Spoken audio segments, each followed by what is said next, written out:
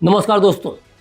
आज संसद में एनडीए की बैठक के दौरान नीतीश कुमार का नया रूप देखकर पूरा देश अवाक है। पहले तो नीतीश ने पीएम मोदी का पैर छूने के लिए हाथ बढ़ाया।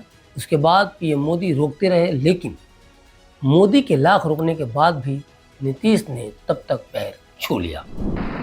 पूरे देश की सेवा की। अब पूरा भरोसा है कि जो कुछ भी बचा है अगली बार ये सब पूरा कर देंगे, और जो भी हर राज्य का है, और हम लोग पूरे तौर पर सब दिन इनके साथ रहेंगे। इधर उधर कोई करना चाहता उसको कोई लाभ नहीं है।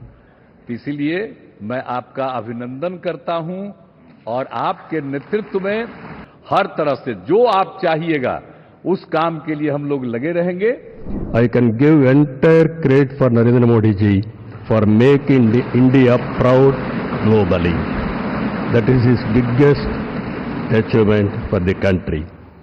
I proudly propose the name of Sri Narendra Modi ji on behalf of Telugu Desam Party for the post of Prime Minister of this great nation. एक ऐसा नेतृत्व करता हम लोग के पास है जिसको लेकर जनता में विश्वास है। आप ही की वजह से सर आज दुनिया के सामने हम लोग गर्व से कहते हैं कि भारत देश की 5वीं सबसे बड़ी अर्थव्यवस्था बना, तो ये देन आपकी है। मैं चिराग पासवान, मेरी पार्टी लोक जनशक्ति पार्टी रामविलास की तरफ से एनडीए संसदीय दल के नेता पद पर श्री नरेंद्र मोदी जी के नाम का समर्थन करता हूं।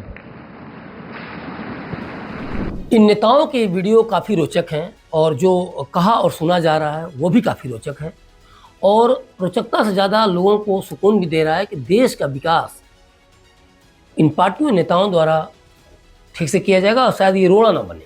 शायद इसीलिए इन नेताओं ने देश के विकास को लेकर जनता का भरोसा खो दिया है। तभी ऐसा हम ये बात भी करें, और ऐसा लोग सोचते हैं, क्योंकि कोई भी मध्यावधि चुनाव नहीं चाहता, क्योंकि मध्यावधि चुनाव के दौरान देश का विकास कहीं ना कहीं तो रुक ही जाता है।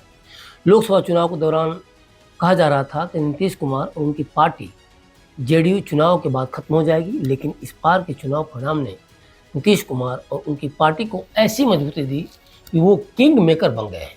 नीतीश कुमार ने एनडीए को अपना समर्थन दिया है, लेकिन वो कब तक एनडीए में रहेंगे इसकी चर्चा शुरू हो गई थी, और आज संसद इस वीडियो को देखकर ये साफ पता चल रहा है कि नीतीश को एहसास है कि इस बार अगर एनडीए के साथ आकर वे चुनाव में जनता से वोट लिए हैं, और जनता ने भी उन्हें भरपूर समर्थन देते हुए 12 सांसदों को जिताकर संसद में भेजा है, तो इस बार राजनीतिक अवसरवाद को बिहार की जनता अपने साथ धोखेबाजी समझेगी, और हो सकता है कि आने वाले चुनाव में नीतीश की पार्टी का ही सफाया हो जाए।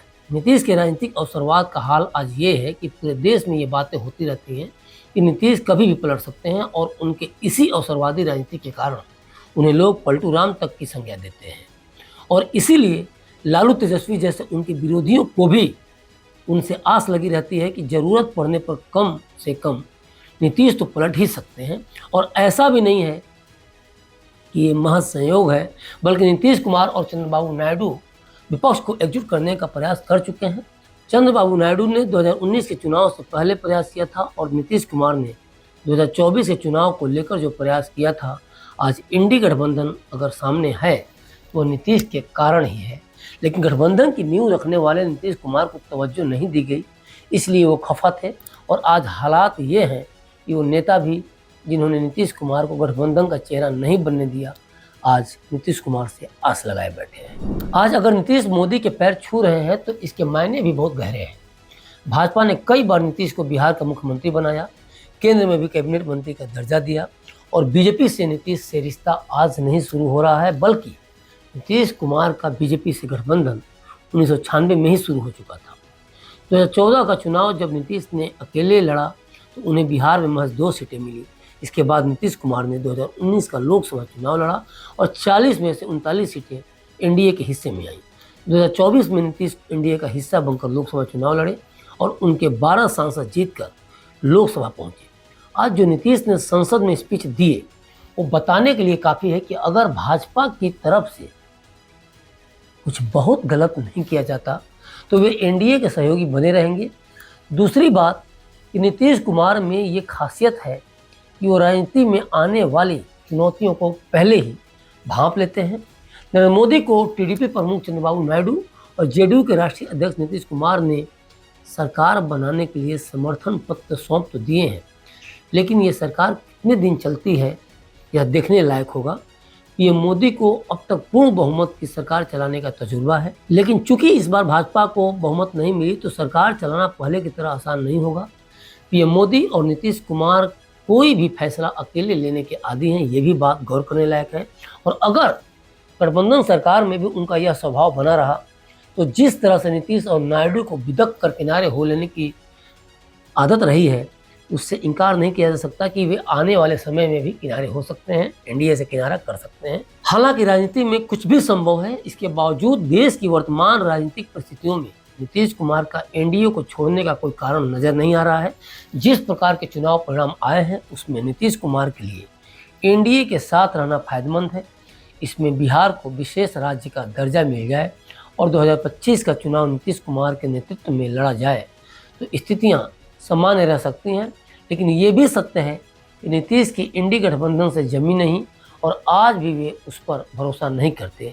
लेकिन जिस दिन उन्हें अपनी राजनीतिक पासों पर भरोसा हो गया कि वे सही काम करेंगे, वे फेंकने से भी नहीं चूकेंगे, और जिस दिन वे राजनीतिक पासे फेंकने के लिए मन बना लिए तो वो देश के पीएम के लिए होगा। क्योंकि स्थितियां अपने पक्ष में न देख भले ही नीतीश कुमार पीएम पद से इनकार करते हों, लेकिन कहीं न कहीं उनके मन में प्रधानमंत्री की कुर्सी पर बैठने की हसरत तो है ही। तो अभी तक के लिए बस इतना ही। बने रहिए क्लिक इंडिया के साथ और मुझे दीजिए इजाज़त। शुक्रिया।